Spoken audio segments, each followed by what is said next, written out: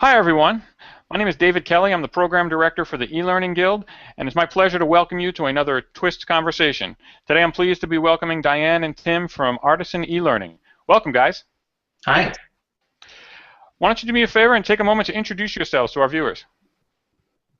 My name is Diane Elkins. I'm the president of Artisan eLearning. I live in Fairfax, Virginia, and we've been in business for 10 years doing custom e-learning development. And like many people, I got kind of thrown into it by accident and have really enjoyed the journey to learn all about this business. Excellent. And my name is Tim Slade. I work as the eLearning art director and authoring tools trainer for Artisan eLearning and eLearningUncovered.com. I've been with Artisan since January, and I've been in eLearning since 2009 when I started at Kohl's department stores. Excellent. Well, thank you guys both for coming and joining me for the conversation today. I know you're going to be doing a workshop at our DevLearn conference and expo in this October, and you're going to be exploring eLearning 101, basically, and helping people who are new to the field. And Diane, you mentioned that a lot of people come into this field accidentally. I think a lot of people follow that path. For someone who's new, whether it be someone who's coming from school or someone who's just a training professional who suddenly discovers that they have e-learning responsibilities, what are some of the things that someone who's new to this field needs to be thinking about as they start walking down this path? It's an interesting question, David, and one that I faced myself. I worked for a company that did instructor-led training just when e-learning was getting started, and I knew Excel, so that made me the techie. So they said, boom, you're in charge of our e-learning initiative. And this was back when there was very little infrastructure in the industry, very few conferences, blogs, etc. And so I'm very passionate about helping people get up to speed because I've been there, I've done that. And one of the things I struggled with is the terminology. If you don't know some of the basic terminology, you can't read a blog article. You can't sit in a great conference session if you don't know that they're talking about LMS and LCMS and SCORM and all of our lingo. They may be talking about the exact thing you want to know most, but if you're not familiar with the vocabulary, you can't get that. And I think jumping into e-learning is kind of like trying to jump into a jump rope that's already moving.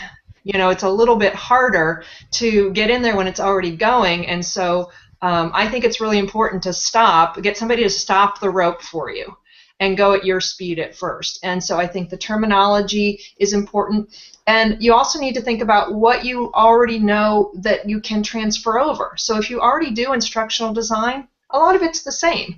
But if you've been a classroom presenter and you've never done any design at all, there's a lot of ISD, instructional design, that you'll need to know as well. You know, there's a lot of folks who move from classroom training to e-learning who've never written an assessment question before.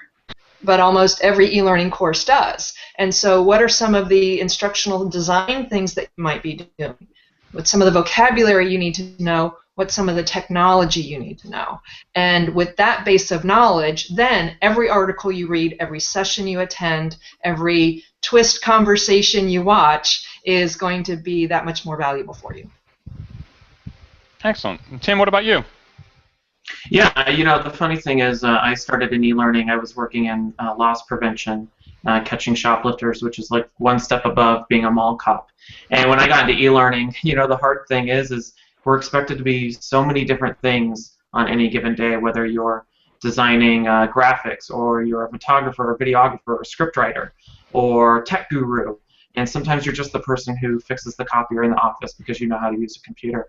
And so there's all of these skills that you have to understand and know, and it can be really overwhelming for anybody just starting out in e-learning. So going off what Diane said is getting somebody to stop that jump rope so that you can hone in on what are the most important things you need to know when starting out so that you understand the lingo and you know what SCORM is or you know what synchronous and asynchronous e-learning is and how that might apply to your organization's needs or clients' needs.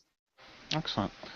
And one of the things when I was reading the workshop proposal and the description that you guys sent in that I liked a lot was in setting this baseline, you talk about that you're going to explore the various types of e-learning. A lot of people come in and they say, new to this field, they think, I have to do e-learning. And that's a pretty broad term. E-learning is not a definitive, this is what e-learning is. There's a lot of sub-definitions of what could fall under the heading of e-learning. And I know you're going to be exploring that in the workshop. Can you tell me a little bit more about how you separate the different types of e-learning by defining them? Certainly. We're going to be doing that very early on, because if people are starting with a different picture in their head of what we're talking about, then we're doing from the beginning. So it's one of the first things we're going to do. And we will look at the concept of the webinar, whether you call it virtual classroom. That's part of what we talk about, is there's so many names for some of these things. Even that can be confusing. So the virtual webinar that's live, instructor-led. What's involved with that? We're going to look at more the university model, where you have a class or cohort of people going together. You have an instructor, but it's not necessarily happening Tuesday at 9. I'm doing my lesson on Thursday, you're doing yours Wednesday, but we're all still going through the class together, and there's still an instructor. So more that university model or cohort model. We'll also be looking at the self-paced course, where absolutely everything is self-contained in the course, where you sit down and you take it whenever you need it. And then we'll also look at a couple of variations, some of the things that are maybe not always called e-learning, but still in that same bucket, since technically anything you can learn electronically could be considered e-learning. We'll touch on that a little bit, such as performance support tools, online reference guides, social communities where people can also get information. So once we establish that baseline, we're going to cover all of those in a little bit of detail, but then we're going to go much more into depth into the self-paced e-learning for perhaps the second half of the session, is what's involved in putting something together. Yeah, and I think a lot of times people start with the definition of what e-learning is, thinking of that self-paced, and that's probably what most people new to e-learning are going to be working on. So, but having that understanding of the full spectrum of what e-learning really is going to be very helpful for someone coming into the field for the first time. A lot of what you were just describing, e-learning itself is very technology driven. And if I'm coming into it new for the first time, what that technology is, what technologies I need to make that happen, it can be a very broad spectrum in and of itself. We think we're just going to need a tool to create e-learning, and the spectrum of tools that we need in an e-learning environment is much broader than that. I know that that's another area of discussion for someone who's new to this field. Can you both talk a little bit about what sort of technologies people who are coming into this new need to be getting on their radar and knowledge about, so that they can make purchasing decisions? Yeah, one of the things we're going to be talking a lot about are the various authoring tools that are available on the market. You can choose from a whole plethora of tools that all do the same thing, but which one is really going to help you create the product that you need for your particular solution or your organization? So we'll be looking at all of the different authoring tools that are available and the pros and cons of each one, because even though the market is very competitive and a lot of the tools are the same, some are better than others and some do a lot of different things, whether you're looking at Storyline or Camtasia or some of the other tools that aren't as commonly used for what we would consider e-learning. So we'll be looking at the full spectrum of that, as well as some other tools that you can use from graphic design and e-learning, and some of those online tools that you find for free that you might not typically consider usable for the sake of e-learning. Excellent. And then we'll also be looking, like I said, a lot of the focus is about the self-paced e-learning courses, but we all are, since this is e-learning 101, we do want to consider the whole landscape. So we will touch a little bit on things like the learning management system, like a learning content management system, what are some of the webinar platforms. So we'll also look at the full suite of anything you might need related to e-learning, but again with special emphasis on those tools Tim was talking about. Excellent. Well, there's just in the short conversation we've been having, the breadth of knowledge that someone who's new to this field needs to kind of start getting under their belt is pretty strong. There's a lot of stuff associated with it, and you've kind of already touched on what people are going to be doing at your workshop. But it's a full-day workshop, and they're going to have a full 8 hours to just dive into this topic in depth. Can you give me an idea, if I'm a new person in the field coming to your workshop, what's my experience going to be like during that day? What can I expect to be getting out of it? Well, the reason we initially designed this program was because there is so much, just like you said, and you can find a book just on instructional design, and you can find a book just on a learning management system, and you can go to a session just on a MOOC, but what's going to give you that broad perspective to help you even decide what you need next? So our goal is to give the breadth, a little bit of everything. So you won't walk away as a skilled instructional designer, but you'll know what questions to ask. So that's one of our biggest goals, is to help you understand where you might need to be and what you might want to consider. The thing that I really like about our workshop is that it is a no fear environment. You can ask any question you want. This is going to be very user driven. I don't care how fundamental the question is. This is a safe environment. You can ask all the questions, because you might be in one of those main conference sessions and you're afraid to raise your hand and go, but I don't know what tin can is. You know what? We're going to talk all about it, and if we use any terms you're not familiar with, we're going to walk you through it. So it is really about our participants and what they need to feel comfortable. We don't bite. We really don't. Excellent. And I'll add to that. I presented this past March at Learning Solutions for the first time, and an overwhelming number of people came up to me after my session, and they thanked me for talking to them as people who are just getting started in e-learning.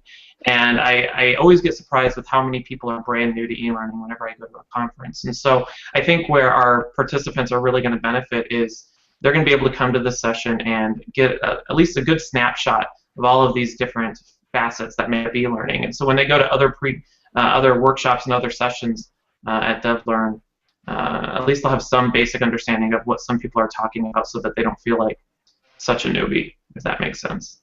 Absolutely, and I like the framing, the way you're describing the workshop, just from the standpoint as someone who's been that accidental instructional designer, as Cami Bean likes to use that phrase, as someone who's gone down that path.